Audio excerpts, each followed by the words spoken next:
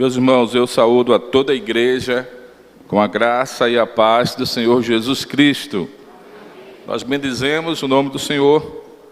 Sabemos que estamos no primeiro domingo do mês de janeiro de 2024 e nós já bendizemos o nome do Senhor pela rica oportunidade e privilégio que Ele nos concede de estarmos na casa dEle no dia do Senhor, de estarmos também daqui a pouco participando e celebrando a ceia do Senhor, o sacramento que vem da parte dEle para nós. Isso é bênção de Deus, irmãos, podermos participar de todo esse banquete espiritual. Bendito seja o nome do Senhor por isso.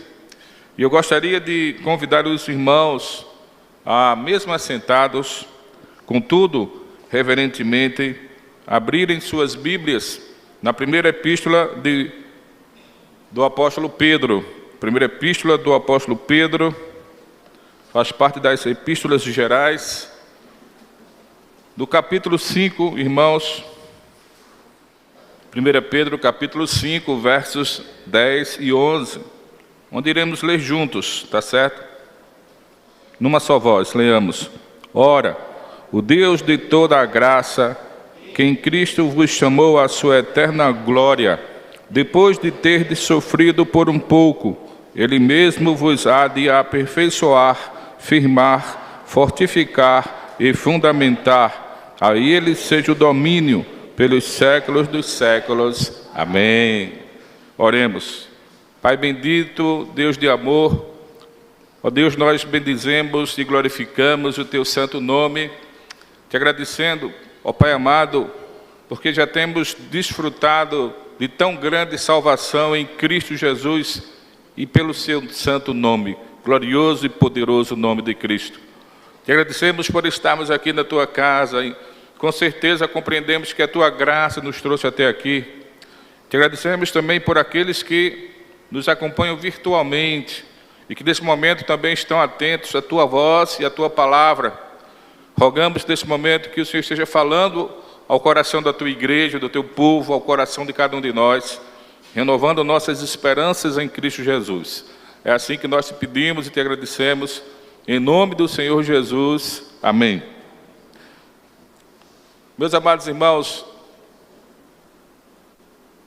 nós sabemos que a palavra de Deus deixa bem claro que o sofrimento ele faz parte da vida cristã.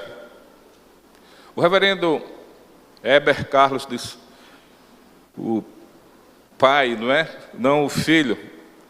Mas num dos seus livros, e num livro que ele fala sobre a providência, num dos capítulos ele deixa claro que o sofrimento faz parte da vida cristã. E nós estamos no mundo, nós que estamos nesse mundo, sofremos, como já compartilhamos no último sermão, nós sofremos primeiramente simplesmente pelo fato de estarmos no mundo. Todos que estão nesse mundo irão padecer sofrimentos por conta do pecado, por conta da queda.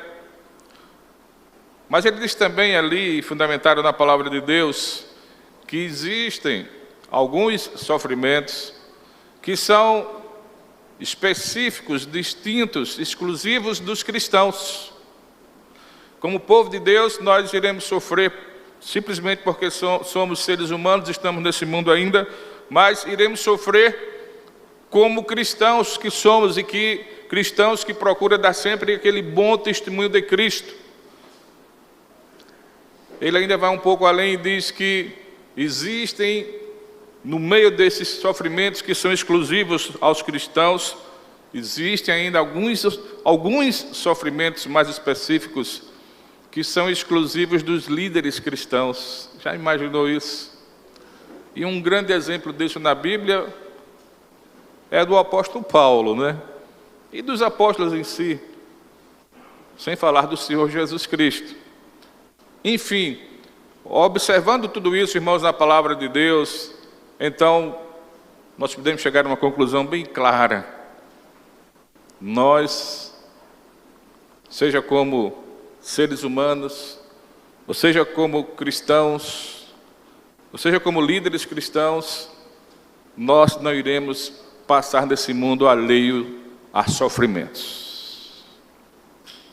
Por mais que desejamos não sofrer, por mais que até possamos nos esforçar para não sofrer certas coisas, mas não tem como. Tudo isso está previsto na palavra de Deus. Então a questão maior não é como me livrar dos sofrimentos, no sentido de como não passar por eles.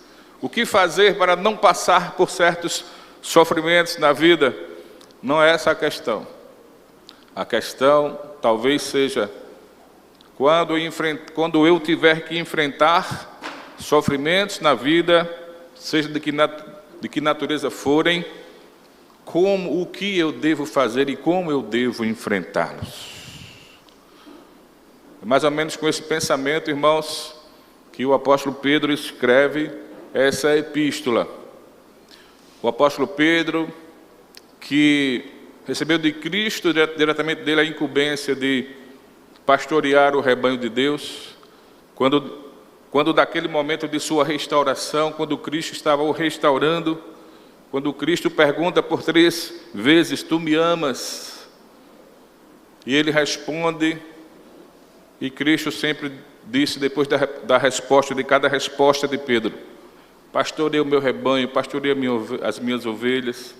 Então o apóstolo Pedro, que ali é restaurado espiritualmente e tem seu ministério apostólico restaurado também, recebe a incumbência de Cristo de pastorear o rebanho de Deus, e isso por amor a Cristo.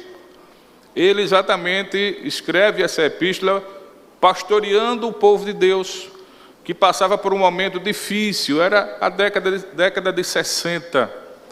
Em algum ano ali da década de 60, talvez entre o ano de 62 e 63, do primeiro século da era cristã, o povo de Deus passava por momentos difíceis, passava por perseguições, mas não era ainda uma perseguição oficial, ainda não era uma perseguição oficial por parte do Império Romano, como a que veio logo a seguir, a partir do imperador Nero, mas eram perseguições naturais na vida de qualquer cristão que vive para a glória de Deus nesse mundo, que vive testemunhando do Senhor Jesus Cristo, testemunhando do Evangelho de Cristo. Perseguições que são comuns e normais ao cristão, de fato, que vive servindo ao Senhor. Os irmãos daquela época estavam sendo dispersos, e o apóstolo diz isso já no capítulo 1 desta epístola. Os irmãos que estavam ali na dispersão, por conta das perseguições, o ambiente era muito hostil. Perseguição em vários aspectos, envolvendo até mesmo o policiamento contra cristãos, e isso de fato por conta do testemunho cristão, calúnias, difamações, denúncias infundadas, etc, etc, etc. O ambiente era hostil, o ambiente era de perseguição, e o apóstolo Pedro escreve pastoreando aqueles irmãos nesse momento tão difícil. E ele escreve essa epístola de forma a encorajar os irmãos. Escreve para encorajar aqueles irmãos que estavam sendo perseguidos e às vezes ficavam até mesmo confusos. Ele escreve para encorajá-los, para exortá-los a resistirem tudo isso na fé ou pela fé. No verso 12 do capítulo 5 ele fala sobre isso.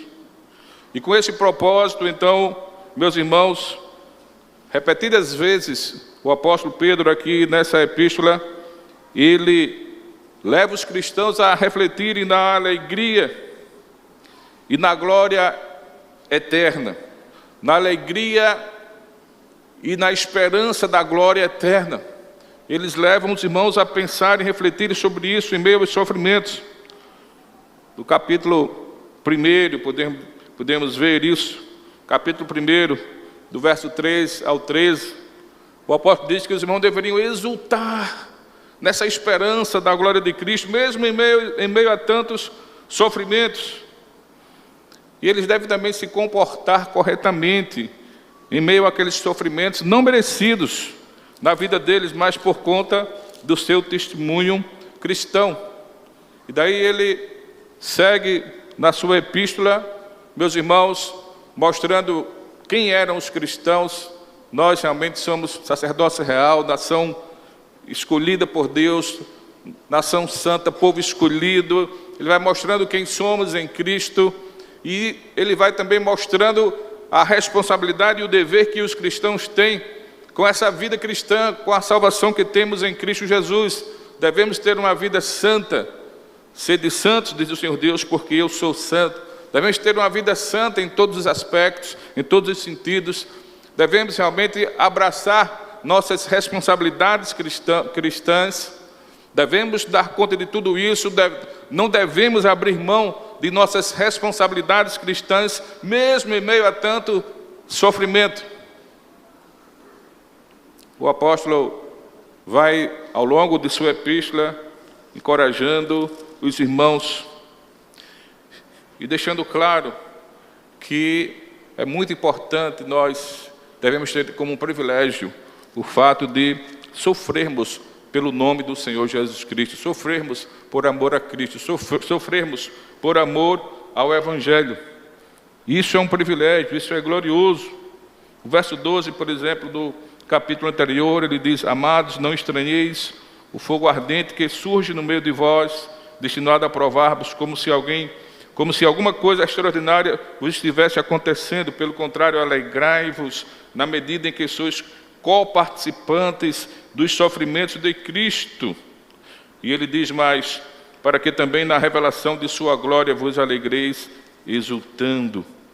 E continua, ele está sempre trazendo essa palavra de ânimo, de encorajamento em meio a um ambiente hostil e a um tempo de muito sofrimento na vida do povo de Deus. No capítulo 5, ele se dirige à liderança da igreja, aos presbíteros, mostrando aos presbíteros, líderes da igreja, como eles deveriam agir como tais, e como também eles não deveriam agir, e trazendo sempre uma palavra de esperança, porque no versículo 4 desse capítulo ele diz assim: ora, logo que o Supremo Pastor se manifestar, recebereis a imarcessível coroa da glória. No versículo 5, irmãos, ele fala aos jovens e fala também a toda a igreja, que naquele contexto de sofrimento, eles deveriam se humilhar diante de Deus, e não deveriam andar ansiosos, deveriam lançar sobre Deus toda a sua ansiedade. É claro que em meio aos sofrimentos, a ansiedade pode querer realmente tomar conta, nos assaltar e tomar conta dos nossos pensamentos, nos fazer travar na caminhada. O apóstolo Pedro está dizendo assim: olha, vocês devem se humilhar diante de Deus em meio a tudo isso, e vocês devem lançar sobre Ele toda a vossa ansiedade. E vocês devem crer na providência de Deus. Deus, na sua providência, Ele está cuidando de vocês. No verso 7 do capítulo 5, ele diz: lançando sobre Ele toda a vossa ansiedade, porque Ele tem cuidado de vós. No verso 8, ele deixa claro que todo aquele sofrimento que o mundo estava colocando diante dos cristãos tem sua fonte no inimigo, tem sua fonte em Satanás.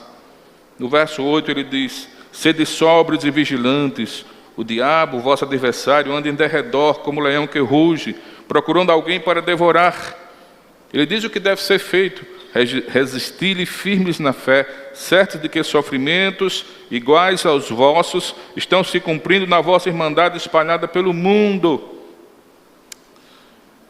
E aqui ele vai trazer, irmãos, algumas exortações finais. A partir, claro, do verso 5, ele traz algumas exortações finais. E nós queremos nos deter exatamente nos versos que lemos, 10 e 11. Dentro e nessa configuração toda de muito sofrimento, de muita luta, de muita aflição, por amor a Cristo, pelo bom testemunho cristão. O apóstolo Pedro traz essas últimas exortações para animar o povo, a partir agora do verso 10, e ele vai dizer o seguinte, em outras palavras, em meio a tudo isso, tanto sofrimento, é como que ele quisesse dizer assim: olha, em meio a tanto sofrimento que vocês passam, vocês não se esqueçam que vocês estão na mão de um Deus muito gracioso. Vocês estão enfrentando muita coisa, mas nunca se esqueçam que a vida de vocês está nas mãos de um Deus gracioso. Verso 10, ora, o Deus de toda graça.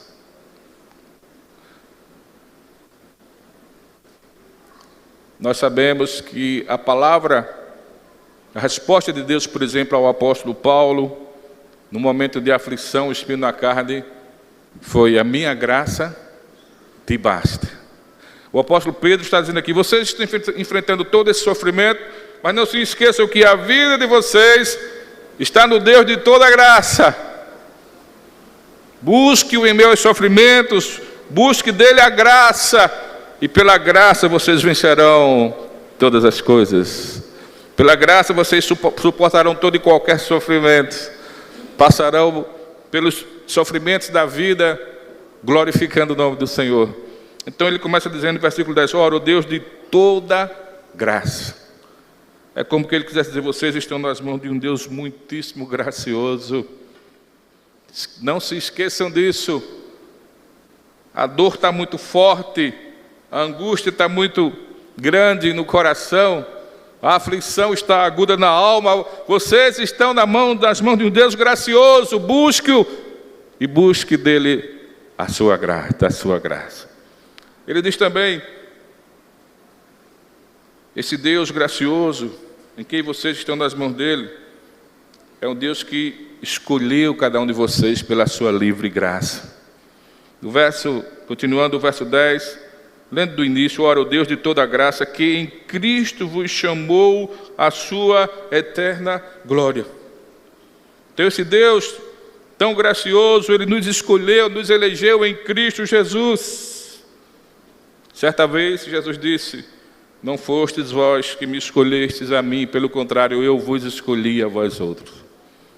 Então, em meio a toda tribulação, em meio a todo sofrimento, em meio a toda dor, lembre-se que você é um escolhido de Deus. Não entenda que a vida está sendo rude com você. A vida não está sendo justa comigo. Não era para eu passar por essa situação. Afinal de contas, eu sou um servo de Deus, sou uma serva do Senhor, temo a Deus, procuro cumprir meus deveres para com Ele. Não são essas coisas que vai te isentar do sofrimento e da dor.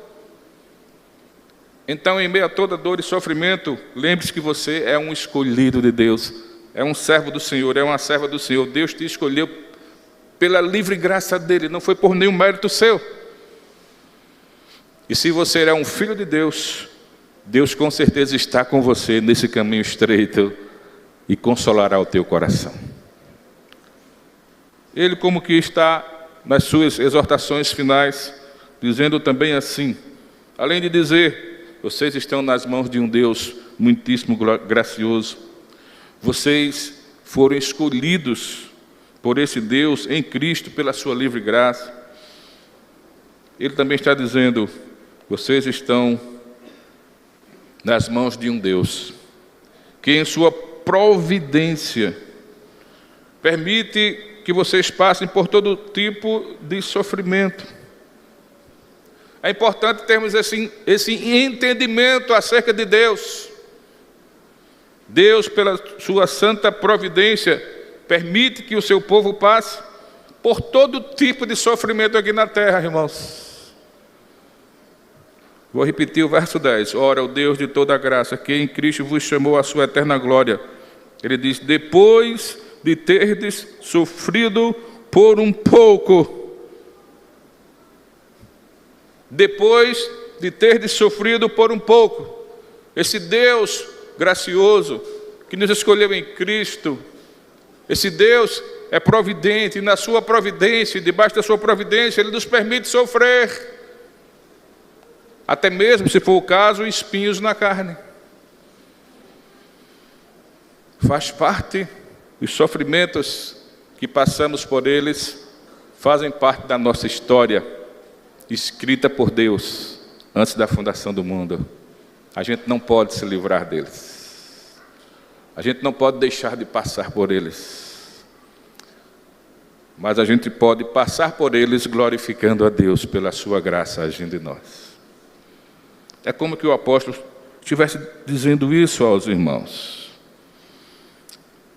Mas, irmãos, na sequência do versículo, ele diz: Ele mesmo vos há de aperfeiçoar, firmar, fortificar e fundamentar. Ele mesmo há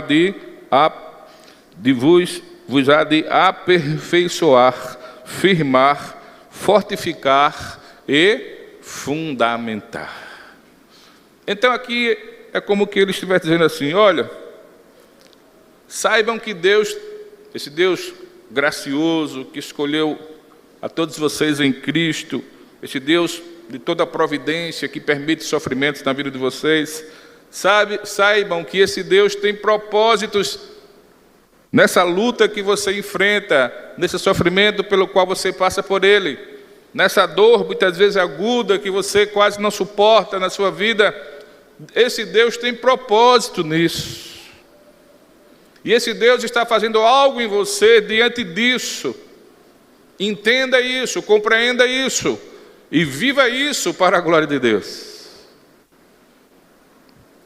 Porque Ele vos há de firmar, aperfeiçoar, firmar, fortificar e fundamentar. O que Ele está dizendo aqui, irmãos, com essas palavras todas, é uma coisa só. Ele está dizendo: esse Deus que é o nosso Deus, irmãos, em meio a esses sofrimentos que vocês estão enfrentando por amor a Cristo, Ele está construindo o caráter cristão em vocês. Ele está, em outras palavras, aperfeiçoando o caráter cristão em vocês. Ele está usando todo esse contexto para lapidar você, para santificar mais a sua vida, para que você seja um cristão melhor, ou um melhor cristão a cada dia. Deus está aperfeiçoando a sua igreja. A palavra aqui, irmãos, aperfeiçoar, significa prover aquilo que falta, remendar o que é roto, repor uma parte que está faltando. Significa também equipar, ajustar, encaixar. E essa palavra aperfeiçoar aqui, ela é usada em Mateus, por exemplo, 4:21. E é traduzida como consertar as redes. Então, depois de muito uso das redes, né? Com certeza as redes vão ficando necessitando de restauração, de recuperação. E os pescadores fazem isso, né? A seu tempo. E essa palavra aqui, aperfeiçoar, é usada lá em Mateus 4:21, traduzida como consertar as redes. As redes eram instrumentos de pesca, né? Daqueles profissionais nessa área. O apóstolo está dizendo aqui, todo esse sofrimento que advém do testemunho cristão de vocês, vem do mundo que jaz no maligno e que tem realmente ira contra o cristão. Todos esses sofrimentos, por conta disso, está sendo usado por Deus para aperfeiçoar vocês, que são instrumentos de Deus para a propagação do Evangelho. Deus está os aperfeiçoando.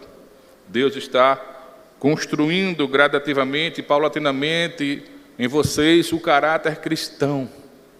Então, depois de falar em aperfeiçoar, ele vai usar 3 palavras que eram usadas na área da construção mesmo. Ele fala de firmar, fortificar e fundamentar.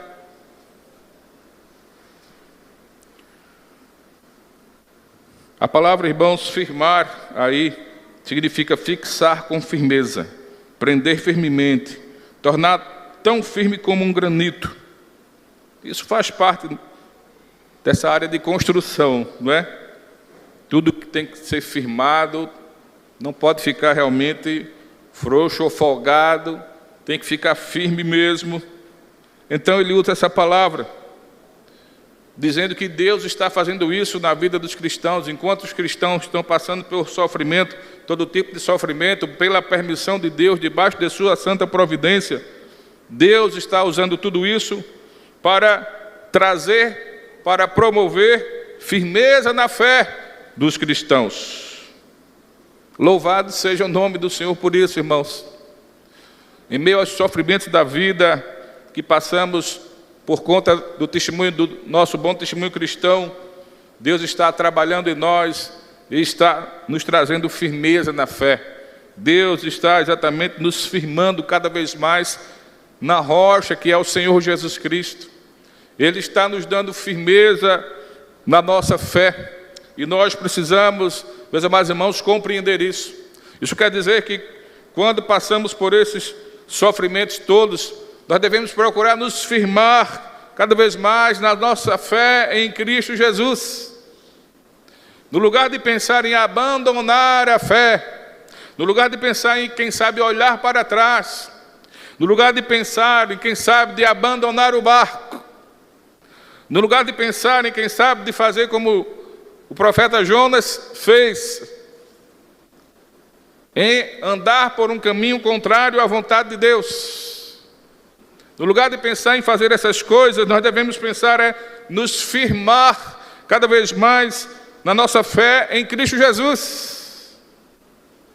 Em outras palavras, é isso que o apóstolo Pedro está dizendo aqui para aqueles irmãos que enfrentavam todo tipo de sofrimento, irmãos, de perseguição, de açoites, de prisão, espólio de seus bens, tinham que ir embora sem saber para onde estavam indo ao certo, por conta da perseguição, por conta do bom testemunho cristão.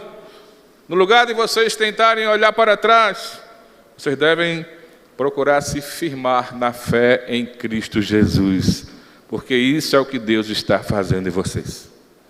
Deus usa os sofrimentos da vida para construir. Mas Jó não perdeu a sua fé.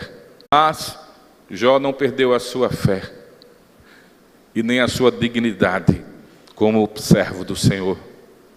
Não abriu mão, não negou a Deus, ao seu Deus, não blasfemou contra Deus como Satanás queria. Ele não perde a sua fé, não perde a sua dignidade cristã. Pelo contrário, ele cresce espiritualmente, de tal forma que no final do livro ele fala assim, ele testemunha, ele dá um testemunho e diz: antes eu te conhecia só de ouvir falar, mas agora os meus olhos te veem. Ele cresceu espiritualmente, a sua fé foi firmada, se fortaleceu, irmãos.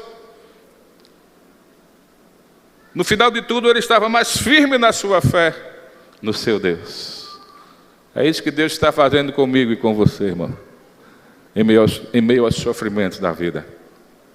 E isso faz parte da construção do caráter cristão em nossas vidas. Firmar, ele diz, depois da sequência, outra palavra é fortificar. Fortificar. Fortificar aqui está bem claro o sentido, é encher de força. Encher de força. Podemos trabalhar aqui, por exemplo, a ideia de vigor espiritual. Ou seja, o apóstolo está dizendo aqui, o apóstolo Pedro, que em meio a todo aquele sofrimento e aquela dor, o Deus de toda graça, de toda providência que nos salvou em Cristo, Ele está trabalhando em nós, Ele está construindo o caráter cristão em nossas vidas, também, além de nos firmando na fé, nos trazendo vigor espiritual, ou renovando em nós o vigor espiritual. Irmãos, como é importantíssimo entendermos isso. Nos momentos de lutas, de provações, de aflições, repito, não são momentos para olharmos para trás, arrefecermos na batalha, ficarmos cabisbaixos, ficarmos murmurando: meu Deus, por que isso comigo? Senhor, logo na minha casa, Senhor, logo na minha família, Senhor, logo comigo. Quem somos nós? Lembro-me de forma muito clara que um jovem, bem comprometido com o Evangelho, servindo a Cristo na igreja onde estava, de todo o coração, dedicado, passou por uma crise de saúde, enfrentou um quadro crítico em sua saúde, ao ponto do médico dizer a ele que ou ele ficava em casa, observando o tratamento corretamente em alguns meses, ou teria que ir para a sala de cirurgia. E era algo muito delicado. E aquele jovem teve que repentinamente ficar em casa por alguns meses. E teve que largar tudo, a universidade, trabalho, até a igreja, claro. Ele não podia sair para canto nenhum. E um dia recebeu a visita de outro jovem da igreja. Naquela visita, claro que aquele outro jovem, que queria, claro, animar aquele jovem que estava doente, enfermo, passando por essas lutas da vida, queria animá-lo, queria encorajá-lo. Mas, num dado momento, aquele jovem disse: logo com você, fulano. É como que, por sermos cristãos, estivéssemos isentos de todo e qualquer sofrimento. Irmãos, não é hora de murmurar. Quando enfrentamos os sofrimentos da vida, é hora de procurar vigor espiritual em Cristo. Nos apegarmos mais com a palavra de Deus. Meditarmos mais nas Santas Escrituras para ouvir o que Deus tem a falar conosco naquele momento. Qual a palavra diretiva de Deus? O Deus de toda providência sempre tem uma palavra providencial para nós. Uma palavra diretiva. A gente não sabe o que fazer, a gente não sabe o porquê, muitas vezes não sabemos nem o para quê. A gente fica como sem chão diante de certas situações. A gente fica procurando um norte. Esse norte está na palavra de Deus, está no Deus da palavra. Deus sempre tem uma palavra para nós. Isso nos lembra quando Elias, profeta, fugia de Jezabel e seus soldados e entrou numa caverna. E a Bíblia é clara e diz que ali ele desejou a morte, irmãos. Talvez ele achasse que isso fosse a solução para ele naquele momento.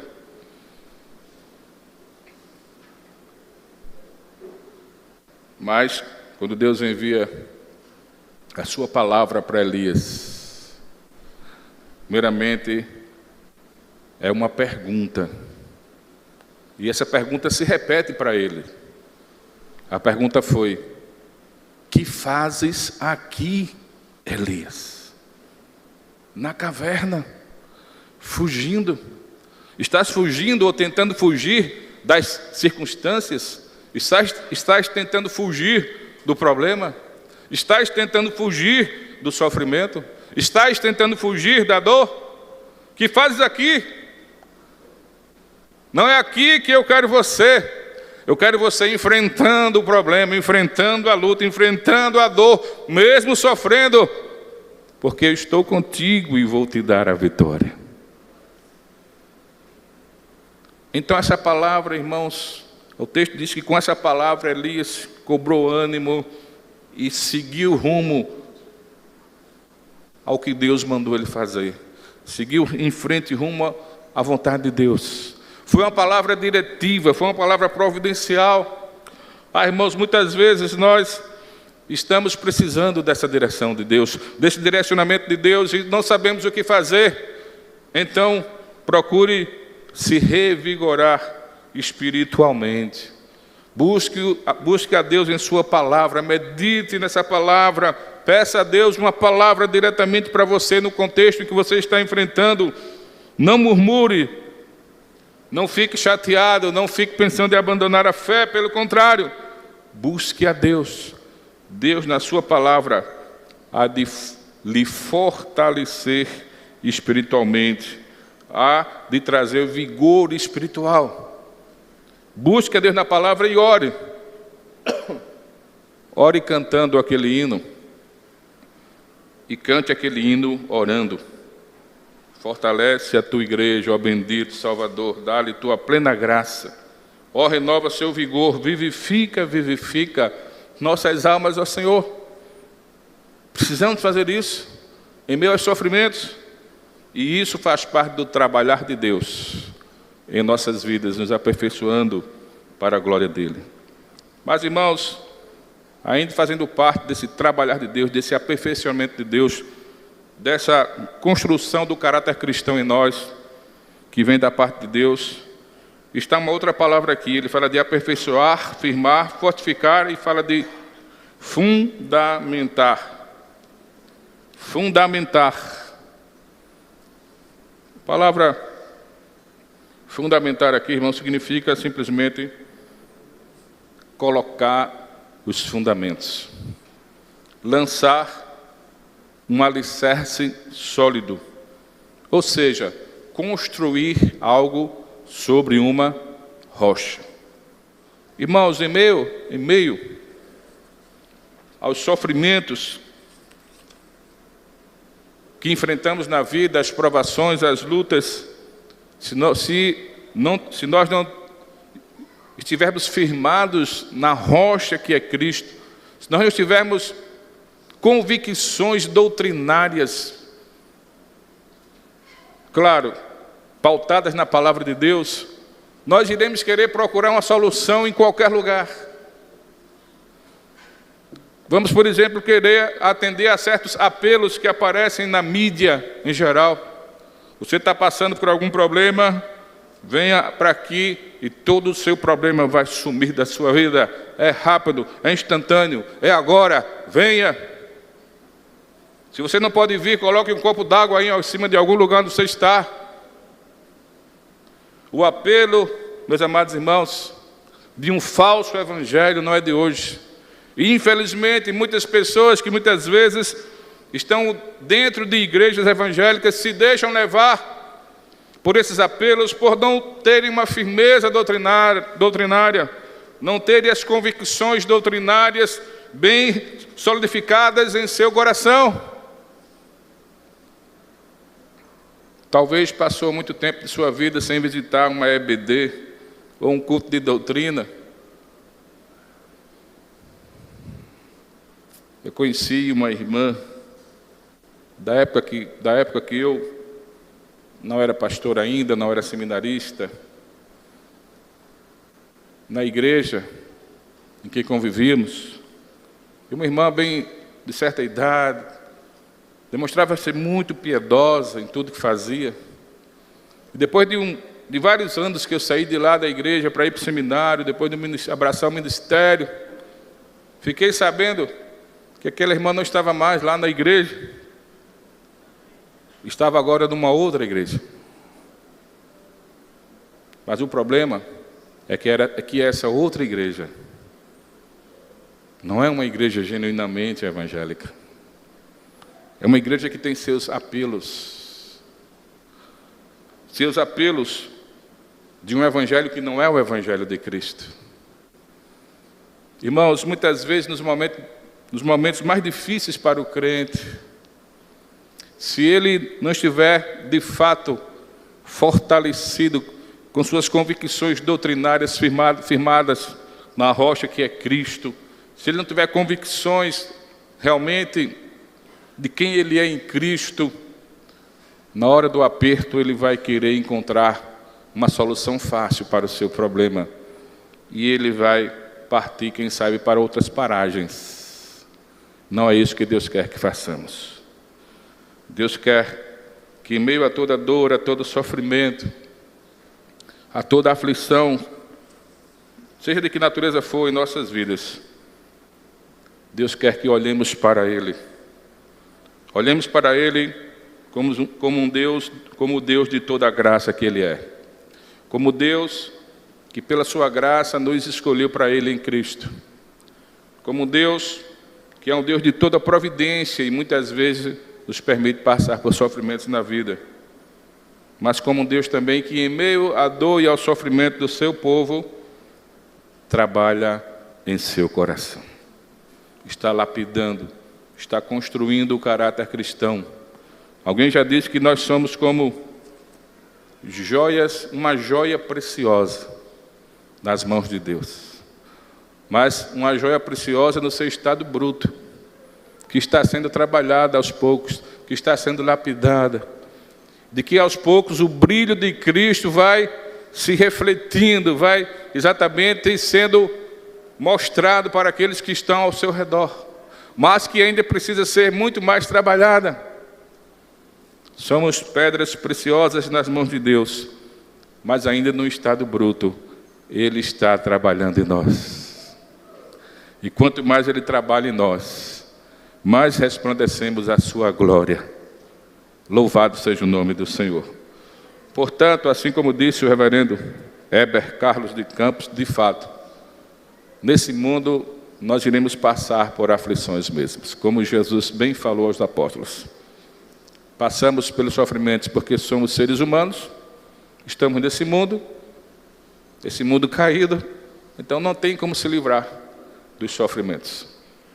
Passamos por sofrimentos por sermos cristãos, cristãos que prima por um bom testemunho cristão.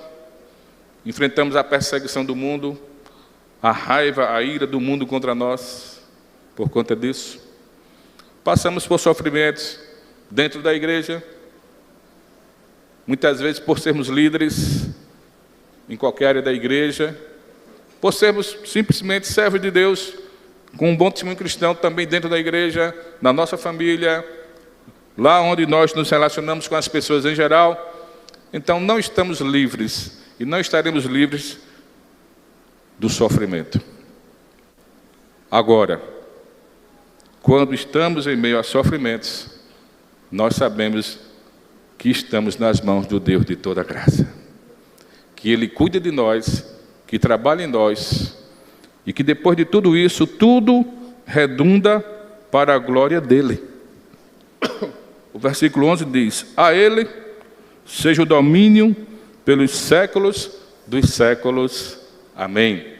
Que Deus nos abençoe e nos encha da sua graça, e que possamos continuar firmes, servindo ao Senhor de coração, glorificando o nome dEle, em nome de Jesus.